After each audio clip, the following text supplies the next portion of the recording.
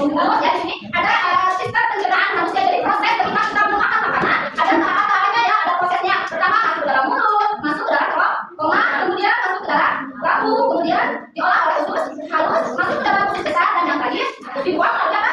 Anus ya. Nah di sini ada. Nah jadi mulut merupakan bagian awal proses pencernaan pada manusia ya.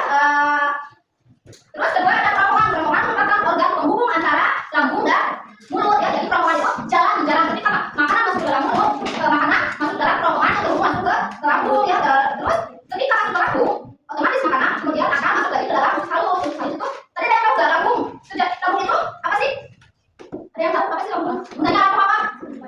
Untuk menyimpan makanan, terus untuk mencerna makanan, terus untuk menghaluskan lagi ketika makanan itu dikunyah di dalam mulut dengan tahap sampai halus, nah kemudian masuk ke dalam lambung, di lambung proses lagi ya, terus makanan terus disebarkan melalui otot lambung, dan pencernaan kimiawi dibantu oleh keluarga enzim peksin dan enzim renin. Kemudian setelah masuk ke dalam lambung, masuk ke usus halus. Usus halus itu merupakan organ terpanjang dari saluran pencernaan manusia yang berfungsi untuk menyerap nutrisi dan makanan. Jadi usus halus itu untuk menyerap nutrisi ya.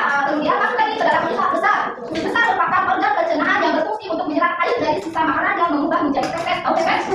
Tahu feses? Feses yang kemudian kita buang melalui anus, itu namanya feses ya. Jadi apa sih makanan harus dibuang? Ada yang tahu? Kenapa makanan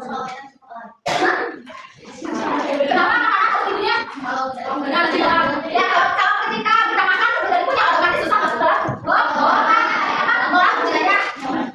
ya. Jadi tidak mudah masuk ya. Jadi kalau makanan itu harus dibuang berapa kali?